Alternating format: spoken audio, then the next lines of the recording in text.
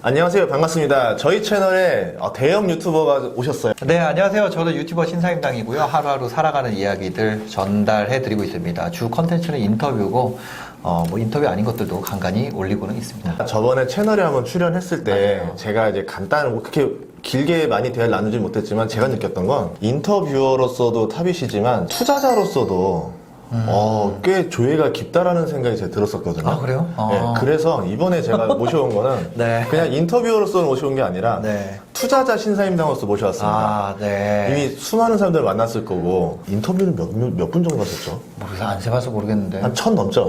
이제 1000분은 안 되고, 예. 400분은 충분히 넘지 않을까. 네, 그렇게 생각합니다. 한 채널에서도 투자 철학 이야기해 본 적 있으세요? 아, 아니요. 아, 진짜요? 네, 별로 없죠. 네. 최초다. 저는 투자 철학이 없으니까 아이, 사실상 할 얘기가 크게 없어요.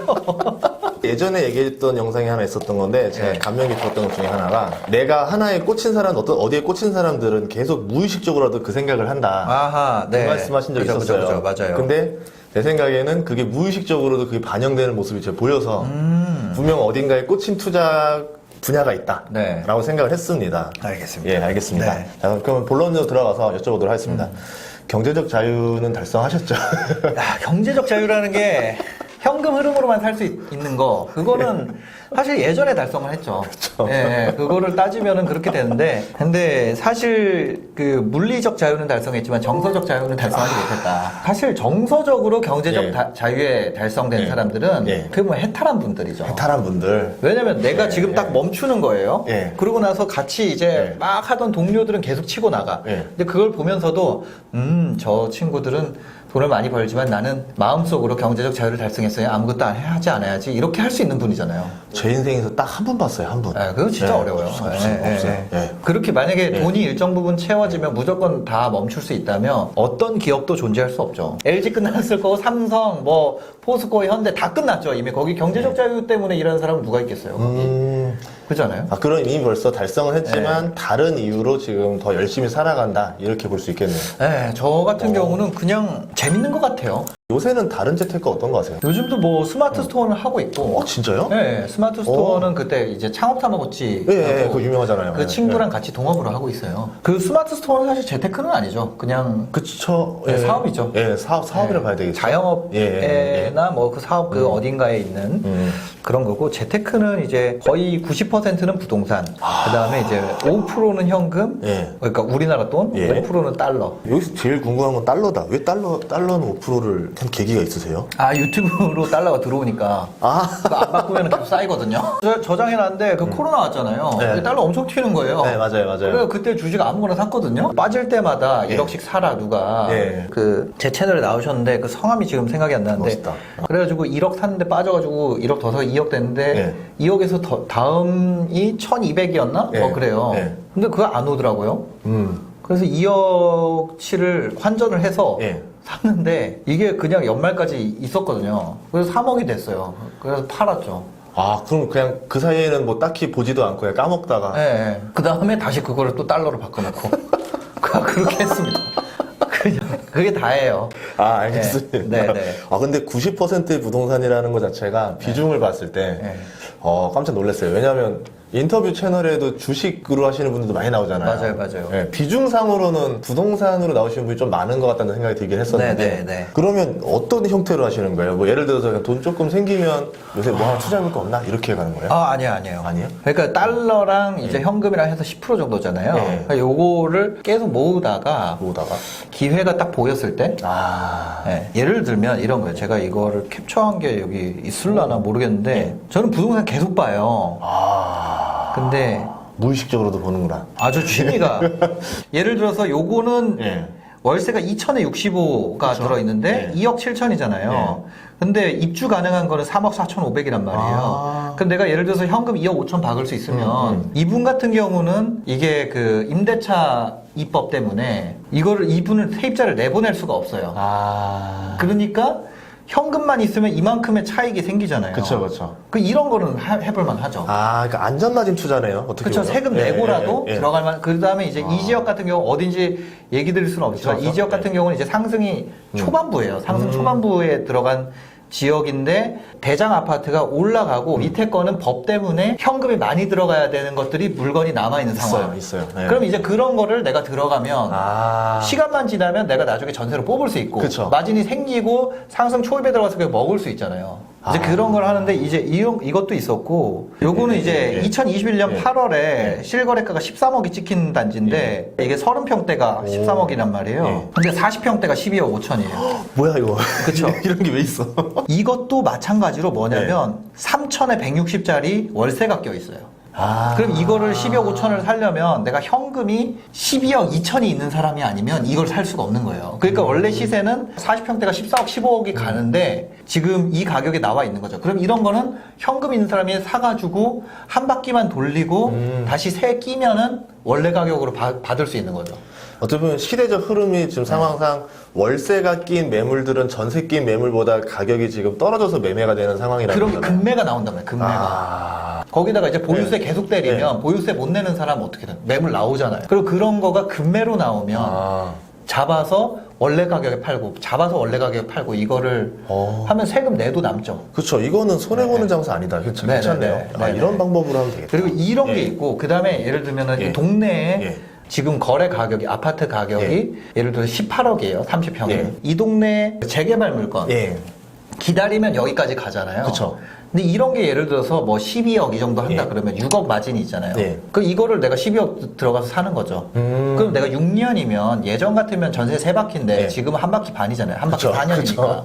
전세 2바퀴 돌리면 8년이거든요. 그럼 8년 뒤에 내가 이게 안 올라 있어도 이만큼 먹잖아요. 근데 만약에 올라간다 그러면 더 먹는 거고 빠진다 그래도 내가 안전 마진이 있으니까 여기서 빠지는 만큼은 내가 다른 투자자들보다 범퍼 있게 들어갈 수 있고 그래서 저는 이런 투자가 하려면 이 현금을 10% 정도는 보유를 하고 있어야 되는데 그럼 이 10% 현금을 달러 반 현금 반으로 하고 있으면 충격이 왔을 때 달러로 충격도 상쇄하면서 할 수 있잖아요. 올해도다. 그렇죠. 부동산 올해도 한국형.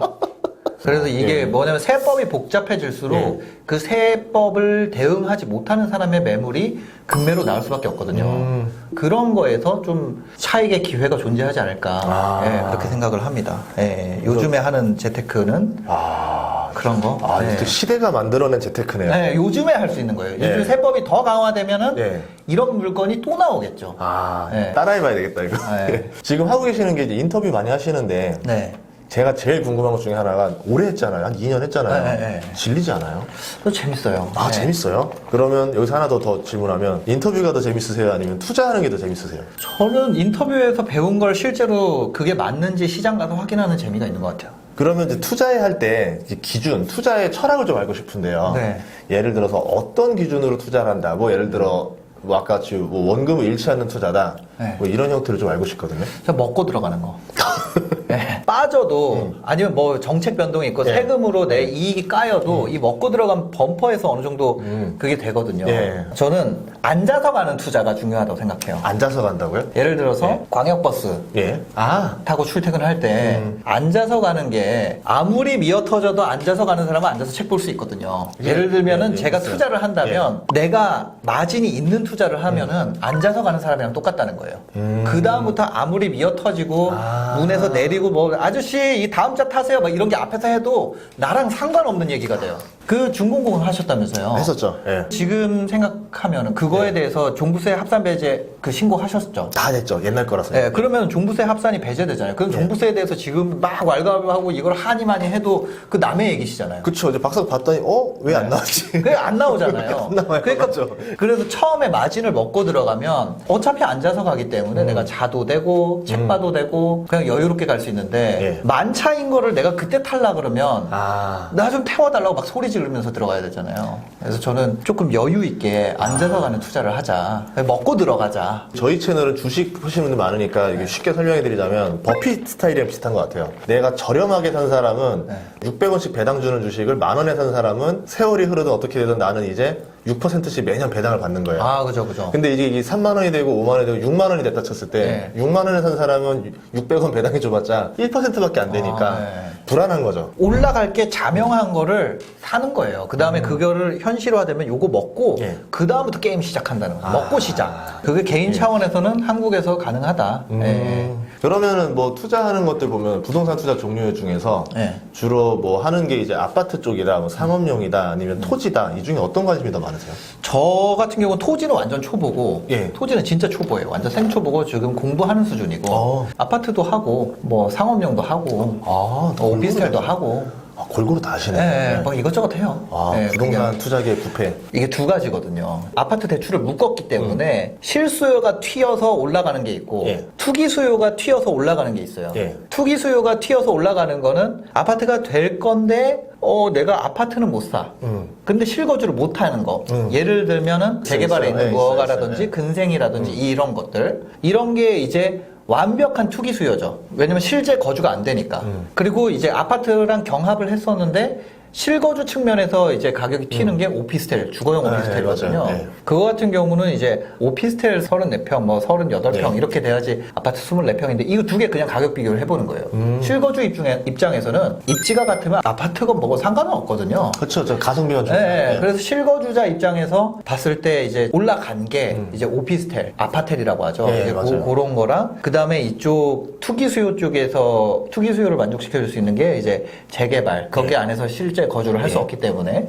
왜냐면 정주 여건이 너무 안 좋으니까 재개발을 하는 거거든요. 그쵸. 그래서 그 두 가지 방향으로 결국에 아파트 투자하던 분들도 틀 수밖에 없고 저도 그거에 따라서 틀 수밖에 없어서 그거를 하다 보니까 이렇게 된 거고 그 다음에 이제 아파트 가격이 좀 올라가니까 네. 요거를 팔아가지고 그런 거 합쳐가지고 이제 꼬마 빌딩 투자도 하고 뭐 그러다 보니까 이제 포트폴리오가 다각화되고 이런 하나만 하면 안 되는구나. 아파트만 할 수 있으면 아파트만 하는 게 제일 좋죠. 그렇죠. 세금에 물리겠지. 네, 그러니까 그게 제일 그거고 그래서 지금 재개발 쪽이나 오피스텔 쪽으로 그 실거주가 튄 게 오피스텔이고 투자자들이 튄 게 재개발 이쪽인 것 같아요. 또 아예 아파트 그러면 이제 그만해야겠다 하는 분들이 튄 쪽이 이제 그 꼬빌. 그럼 요새는 지금 이제 뭐가 좀 약간 열리는 것 같아요. 속된 말로 그냥 제가 한다라고 하면 네. 뭐부터 하는 게 제일 좋을까요? 돈이 많으시니까 우리 많으시니까 저는 재개발 여전히 남아 있는 거. 재개발의 장점이 어떤 거죠? 그럼? 한남동으로 쳐서 얘기를 드려볼게요. 예. 왜냐면 우리나라에서 지금 한남 성수가 가장 탑 클래스 재개발이에요. 그럼 거기에 이제 간다고 했을 때 한남동 건너면은 아크로 리버파크 있거든요. 예. 30평대가 지금 실거래가로 뭐 39억, 40억 이렇게 찍혀요. 예. 그럼 예를 들어서 이거를 뭐 38억이라고 해볼게요. 예. 근데 여기에 이제 30평대 받는 거 23억을 주고 살 기회를 주는 거예요. 그 대신 입주는 8년 뒤에 할 수 있어. 그러면 사실까요? 안 사실까요? 사죠. 그쵸?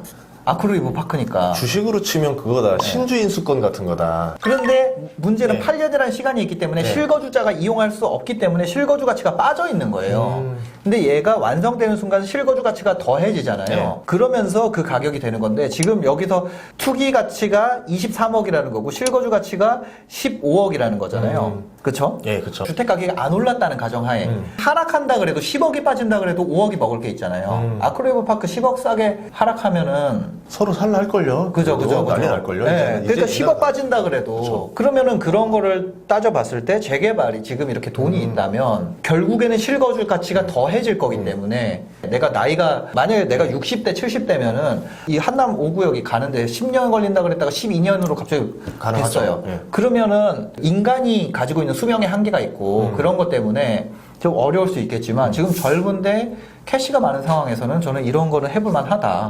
안전한 투자가 된다. 이렇게 볼 수 있겠네요. 거기다가 지금 여기는 사업시행인가도 안 났거든요. 5구역 같은 경우는 사업시행인가 나면은 또 오를 거고 그 이슈가 있을 때마다 한 번씩 빵빵 오를 거예요. 그러면 예를 들어서 이거 근생 같은 거 사놓으면 예. 그 단계가 있을 때마다 내가 만약에 급전이 필요해. 그러면 그 단계 통과되고 하나 팔면 되거든. 그 다음에 이제 재건축 같은 경우는 규제가 많은데 예. 재개발은 지금 규제가 없거든요. 예. 아. 그런 부분에서 굉장히 좋지 않을까. 예. 이렇게 듣고 나니까 제가 느낀 거는 정말 지금 방금 투자 철학을 딱 요약하자면 이런 느낌이었어요. 현실적인 가성비 투자.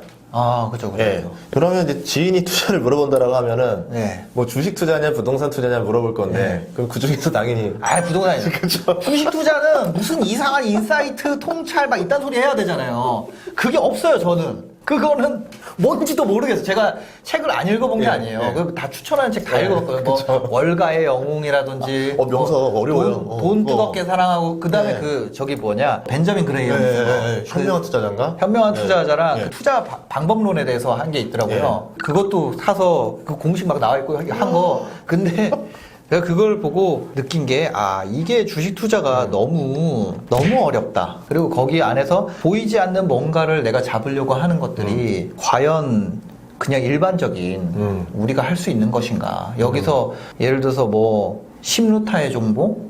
그런 거를 우리가 개인 삶에서 발견한다는 것이 과연 그리고 그만큼의 내 스스로 인사이트를 믿고 여기다 비중을 실는다는 것이 과연 가능한가? 그거에 대한 의문이 계속 들더라고요. 예. 그런 걸로 따지면은 부동산이 개인이 하기는 쉽고, 예, 거기다가 이제 기관들이 진입하기는 어렵고, 예, 그런 면에서 봤을 때 이제 개인끼리 플레이이기 때문에 그쵸. 훨씬 더 맞네. 해볼만 하지 않나. 만약에 부동산에 기관 투자자가 개입될 수 있다라고 해버리면 펀드가 조성돼서 들어오고 이러면 예. 외국인 투자자 들어오고 이러면 시장이 완전히 그렇죠. 이상해지죠. 난리 날 수 있겠네요. 예. 아, 그 생각을 못 해봤네요. 예. 아, 그러면 그 아예 대표적으로 그냥 단도직입적으로 물어보자면, 자, 삼성전자랑 네. 강남의 아파트랑 아. 딱 요 두 개 같은 가격으로 살 수 있다 그러면 뭐 사실 거예요? 저는 둘 중에 싸게 살 수 있는 거. 네. 예를 들어 삼성전자 6만 원인데 내가 3만 원에 살 수 있는 기회가 있어요. 그럼 삼성전자 사야죠. 근데 강남 아파트가 20억인데 내가 22억 주고 사야 돼. 그러니까 부동산은 뭘 모르는 사람들은 신고가 찍으면서 산단 말이에요. 맞아요. 그렇게 들어갈 거면 부동산이든 뭐든 사면 안 돼요. 내가 비싸게 살 거면. 그러니까 저는 그런 얘기를 하잖아요. 투자하시는 분들 중에 인내심이 있는 사람이 오래 간다. 이렇게 하잖아요. 저는 얼만큼 싸게 샀는지가 그 사람 인내심을 결정한다고 생각해요. 그러니까 예를 들어 30억짜리를 15억에 산 사람은 인내심 겁나 많죠. 15억치만큼 있어요. 이거를 28억에 산 사람은 2억 원어치만큼의 인내심이 있는 거예요. 근데 이 30억짜리를 신고가로 32억에 산 사람은 인내심이 없죠. 얘가 40억이 돼야 8억 원어치의 인내심이 생기는 거예요. 그래서 저는 이거는 사람의 문제가 아니고 얼마나 싸게 살 수 있는 판단을 할 수 있느냐의 문제라고 생각을 하거든요. 근데 지금 내가 시세를 모르고 뭐 한다면 뭐 삼성전자든 강남부동산이든 별로 관계가 없이 내가 싸게 살 수 있는 눈이 있느냐 이런 게 중요한 것 같아요. 할인 쿠폰이 나오냐 안 나오냐. 그죠. 네, 그렇죠. 그럼 혹시 그 음식 배달 시킬 때도 네. 할인 쿠폰 나오는 거로 아니, 그렇진 않아요. 네, 그건 아니에요. 네. 아까 네. 그 인터뷰랑 투자 얘기를 하셨잖아요. 네. 저는 인터뷰를 하면서 이런 것들을 배운 거예요. 네. 그냥 제가 생짜로 안 게 아니고, 그 다음에 이제 가장 이제 많은 영향을 줬던 거는 블로거 중에 유나바버님이라고 있어요. 예. 그분은 이제 얼굴을 안 드러내고 활동을 하는데 그분한테 진짜 많이 배웠죠. 네. 돈 내고. 아, 진짜요? 네, 40만 원인가? 그때 지금은 얼마인지 모르겠어요. 정말 열심히 하시는구나. 네네. 와, 알겠습니다. 여기서 마지막으로 우리 초보자들이 투자에서 실패하는 이유, 그러니까 많이 인터뷰를 해서 보였을 거 아니에요. 네. 어떤 거라고 또 정의할 수 있을까요? 비싸게 사서. 비싸게 사서. 네. 아무리 초보라도 싸게 사잖아요. 그럼 예. 실패할 수가 없어요. 진짜로. 그쵸. 네. 물렸는데 그 재개발로 돈 번 분들 있잖아요. 예. 재개발 돈 번 분들. 그 예를 들어서 그 신촌 그랑자이나 연미동이나 네. 아현동 이쪽으로 가잖아요. 그럼 거기 원주민 분들 중에 초보자들 많아요. 예, 내가 뭐 투자 이런 거 모르는데 그냥 분양 받은 분들 많거든요. 마레프도 마찬가지였어요. 그러니까 그분들이 실패했나요? 성공했나요? 성공한 거예요. 왜냐면 싸게 샀으니까. 조합원 분양가는 일반 분양가보다 싸니까. 네. 그냥 그거죠. 그래서 싸게 사면 싸게 산 만큼 인내심도 생기고 다른 사람한테 막 이상한 얘기 할 그런 것도 생기는 거죠. 야, 너는 이거 기다린 거 왜 이렇게 참을성이 없니? 이런 거 앞으로 미래로 어떻게 될 거고. 왜냐면 자기 싸게 샀으니까. 남의 속도 모르고 그런 말 하는 거예요. 그러니까 그 구루처럼 보이지. 싸게 샀으니까. 삼성전자 지금 얼마죠? 이제 저잘 모르는데. 7만 6천 원 정도 됐어요. 그러니까 7만 6천 원인데 3만 원에 산 사람들은 구루처럼 말할 수 있어요. 예, 변동이라는 건 아무것도 아니다. 이런 거는. 그렇죠. 예, 시장은 장기적으로 보면 우상향한다. 뭐 삼성전자에 뭐 이런 얘기 할 수 있어. 싸게 산 사람. 근데 7만 6천 원에 산 사람들은 그렇게 할 수가 없다는 거죠. 그렇죠. 예, 결국에는 얼마나 싸게 사느냐 그냥 그 싸움이고 싸게 사지 않았다면 인내력도 생길 수가 없다. 예, 저는 그렇게 생각합니다. 되게 좋은 철학이다. 고맙습니다. 어떻게 보니까 철학이 다 하나에 지금 오늘 이야기한 거에 하나에 다 정리가 딱 되네요. 아, 그래요? 네. 우선 가성비 있게 해라. 그리고 싸게 사라. 그리고 인내심을 가져라. 네. 이렇게 정리해 보도록 하겠습니다. 인내심을 갖는 게 아니라 싸게 사면 가져지는 거예요. 인내심은 능동형이 아니라 수동형이다. 인내심이 생겨지는 것이다. 주옥 같은 말입니다. 고맙습니다. 그래서 제가 느낀 건 뭐냐면 우리 채널에서 제가 솔직히 부동산 스승님이라 생각하시는 분이 한 분 있었어요. 네. 혹시 너나이님이라고 아세요? 아, 알죠. 예. 네. 그분 만나고 나서 아 부동산 스승님이다. 제가 이렇게 말씀드렸는데 네네. 스승님이 2명 있어도 괜찮잖아요. 너나이님 훨씬 진짜 저보다 훨씬 심도 있게 하신 분이고 저는 그냥 동네에 투자하는 사람? 그런 거예요. 동투? 그래도 움직이는 사람. 네, 동네에서 그죠? 그래도 실천을 하는 사람. 네. 예, 저는 그렇게 보고 싶습니다. 네. 부동산에 대한 이야기를 정말 쉽게 이야기해 주셔가지고 또 저희 채널에서는 두 번째 스승님으로 하도록 하겠습니다. 고맙습니다. 네네. 그럼 2부에서 뵙도록 하겠습니다. 네. 감사합니다.